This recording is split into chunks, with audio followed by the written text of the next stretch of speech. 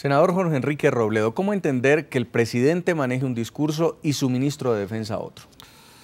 Pues digamos que podría hacerse distintos tipos de conjeturas, pero yo creo que la más cercana a la realidad es que están de acuerdo, que hay un libreto redactado en el cual el presidente Santos juega, digamos, un rol y el ministro de Defensa juega otro. Yo no puedo imaginarme que posiciones tan contrarias puedan darse, salvo que estén acordadas, o si no, pues ya el ministro de Defensa habría tenido que salir. Pero además no nos debe sorprender esa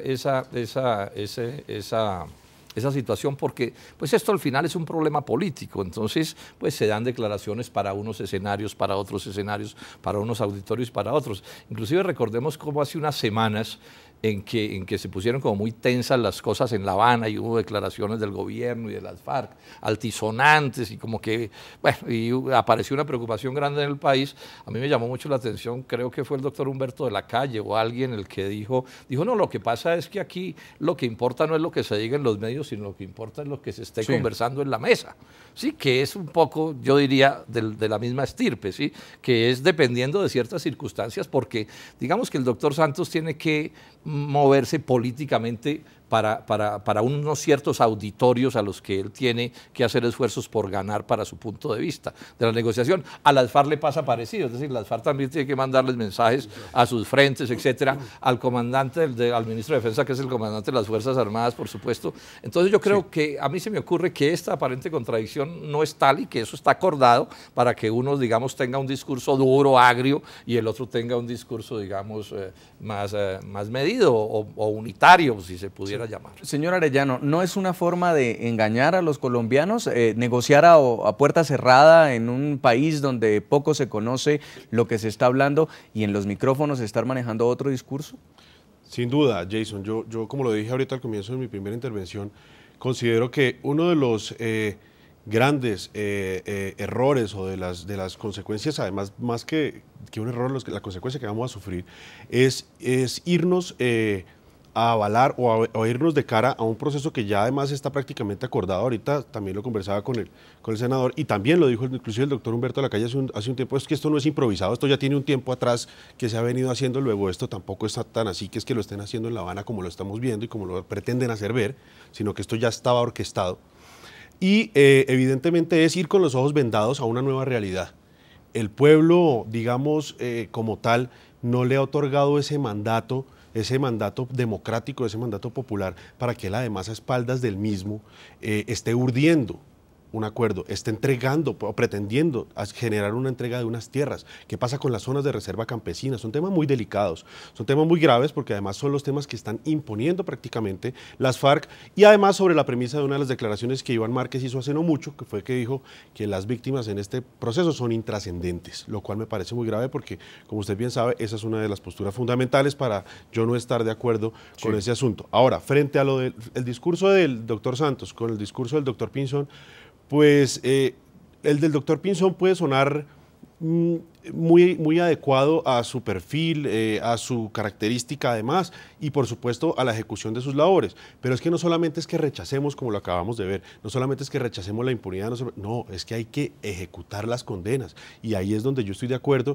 con el señor procurador y en desacuerdo con el señor fiscal. Muy grave que el fiscal general de la Nación, que es la cabeza visible de la instrucción y las investigaciones justamente en busca de verdad, justicia, reparación y por supuesto ejecución de condenas, esté promoviendo la impunidad. Me parece gravísimo, porque es que esa sí no es una paz justa, esa es una paz injusta. Ex viceministro Guarín, al escuchar al ministro de Defensa de Colombia, el discurso suena muy coherente con la agenda que eligió a Juan Manuel Santos, una agenda que buscaba la opción de la paz a través de la derrota militar de los grupos terroristas. Sin embargo, el presidente Santos maneja otro discurso para el cual quizá no fue elegido en su momento por los colombianos. ¿Usted qué piensa? Que el discurso del presidente Santos y del ministro Pinzón lo que refleja es una coherencia con la ambigüedad que ha caracterizado en este tema al gobierno del presidente Santos.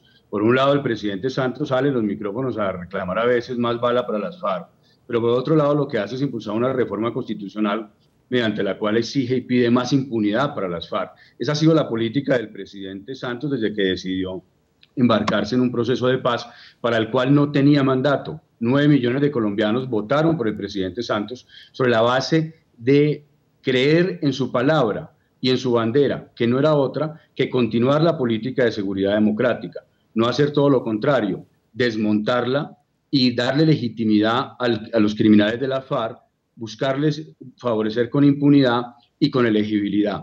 Quiero señalar otra cosa que me parece importante que acaba de mencionar el doctor Arellano. Muy grave, tremendamente grave para la democracia y para el Estado de Derecho en Colombia, las declaraciones del fiscal general de la Nación, el doctor Montealegre. Quiero decirlo con toda consideración, con todo respeto, pero el doctor Montealegre asume una posición más de apóstol de la impunidad. No es tanto un fiscal, sino un esmerado defensor de beneficios jurídicos para los criminales de las FARC. Es indigno para la Fiscalía.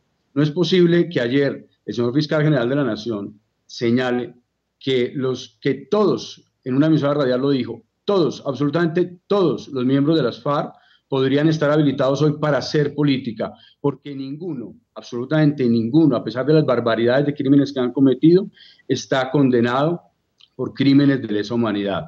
Es muy lamentable para Colombia que el fiscal, cuya tarea fundamental, primordial, cuya razón de ser es la de perseguir a los criminales y meterlos a la cárcel, esté dedicado a hacer una campaña nacional e internacional para defender que los criminales de las FARC no paguen un solo día de cárcel. Este punto lo evaluaremos al regreso de comerciales. A nuestros televidentes les seguimos haciendo la siguiente pregunta a través de Twitter. ¿Por qué marcha usted? ¿Por la paz auténtica de Colombia o por la paz que negocian en Cuba el presidente Juan Manuel Santos y el grupo terrorista de las FARC? Respóndanos a las cuentas que aparecen en pantalla. Leemos algunos mensajes ya de nuestros televidentes. John James Arias dice: por la que se negocia en Cuba, ¿acaso qué otra posibilidad de paz existe? ¿Otros 60 años de muertos y derroche de recursos? Samuel, otro tuitero, escribe: por la paz sin impunidad, en donde las víctimas tengan derecho a la justicia, donde no se legitime a las FARC. No marcho. Y otro tuitero nos escribe: Marta Rosso: un desastre. ¿Y quién repara el dolor de las víctimas, los secuestrados, nuestras familias? Solo conviene a Santos y FARC. Momento de la pausa. En minutos volvemos con el debate en la noche.